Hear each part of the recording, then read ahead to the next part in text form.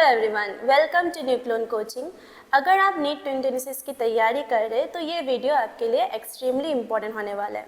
यहाँ हम random predictions नहीं करने वाले हैं, यहाँ हम पिछले साल के पेपर पैटर्न, क्वेश्चन पैटर्न और सिलेबस को एनालाइज को बेस करके हम वीडियो को आगे ले जाएंगे। ठीक है, केमिस्ट्री में 45 क्वेश्चंस आते हैं, तो अगर आप स्मार्टली प्रिपेयर करो तो 160 मार्क्स लाना पॉसिबल है। सो लेट्स ब्रेक डाउन कि नीट 2026 का पेपर किस तरह सा होने वाला है। ठीक है, पेपर लेवल कैसा होगा? पेपर लेवल इजी होगा, मॉडरेट होगा या टफ होगा?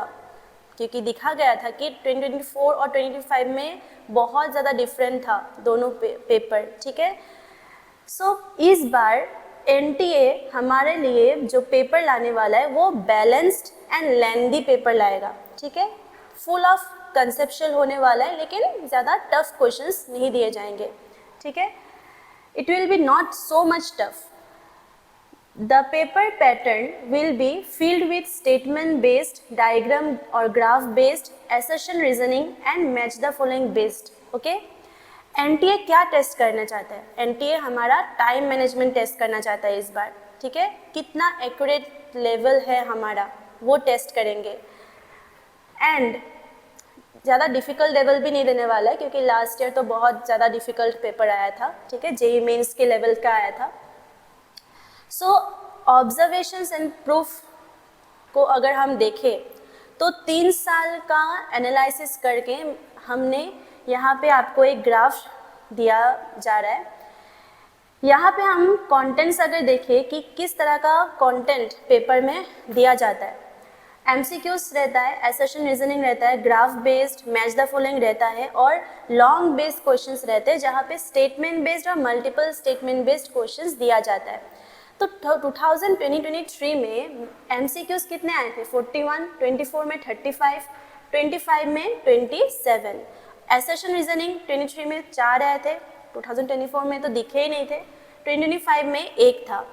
ग्राफ बेस इट वाज 1 इन 2023, 2024 में 2, 2025 में 1।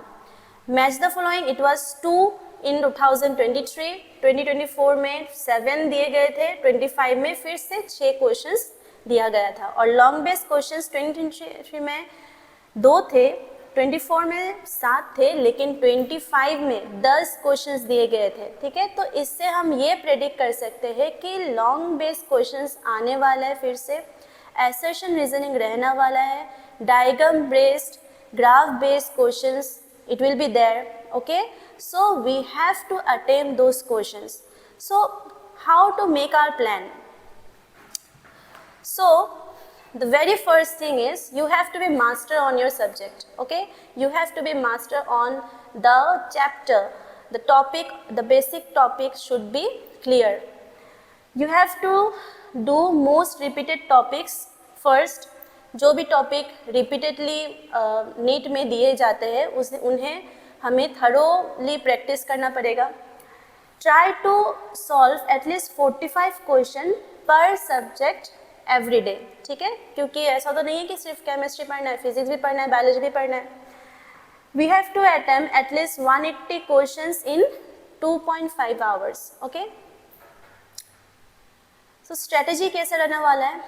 सो केमिस्ट्री में 3 पार्ट रहते हैं, physical, organic and inorganic chemistry. ठीक है, तो फिजिकल केमिस्ट्री में हमें जो नोट्स स्कूल में दिए जाते हैं, ठीक है, the notes that are provided to you, you have to thoroughly go through that. Okay, revision करना ही है, क्वेश्चन प्रैक्टिस करना है, फॉर्मूला को एक चार्ट बनाओ, अगर आपने बनाया रखा है तो वेरी गुड। सो फॉर्मूला को अच्छे से प्रैक्टिस करो, उन्हें थरोली डेली आप एक एक फॉर्मूला को अप्लाई करके उन्हें प्रैक्टिस करते रहो। ठीक है, PYQ सॉल्व करो एंड ऑल्सो जेईई मेंस के क्वेश्चंस देखना नहीं भूलना। ठीक है, ऑर्गेनिक केमिस्ट्री में नोट्स फॉलो करना पड़ेगा, NCERT बुक फॉलो करना पड़ेगा, क्वेश्चन प्रैक्टिस तो रहेगा ही। Named reaction very important, name reaction आपको देखना ही है। PYQ सॉल्व कीजिए। इनऑर्गेनिक केमिस्ट्री में notes, NCERT, P block and salt analysis. Salt analysis में आप क्या देखेंगे? सॉल्ट एनालिसिस में जैसे कि किस ग्रुप का क्या रिएक्शन होने से किस टाइप का ऑर्डर, ओके, किस टाइप ऑफ स्मेल आपको आप प्रेडिक्ट करते हैं, ठीक है। What kind of PPTs are formed, that you have to thoroughly go through the salt analysis. Question practice करना है। Important reaction of P, D and F block जो आप हाईलाइट करते हो ना, उसको अच्छे से उस टाइप को रिएक्शन को अच्छे से फॉलो करना है। PY के क्वेश्चन सॉल्व करने हैं, ठीक है। JEE मेंस को फॉलो करना है।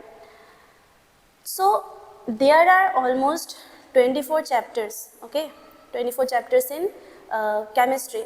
उनमें से 10 मोस्ट हाई वेटेज चैप्टर्स अगर देखें तो उनमें से आप 120 मार्क्स लाना पॉसिबल है, ठीक है। आप 120 मार्क्स इजीली ला सकते हो अगर आप इन सारे चैप्टर्स को थरोली प्रैक्टिस करो। ऐसा नहीं कि सिर्फ इनको ही पढ़ना है, आपको बाकी 14 चैप्टर्स को भी पढ़ाई करना है।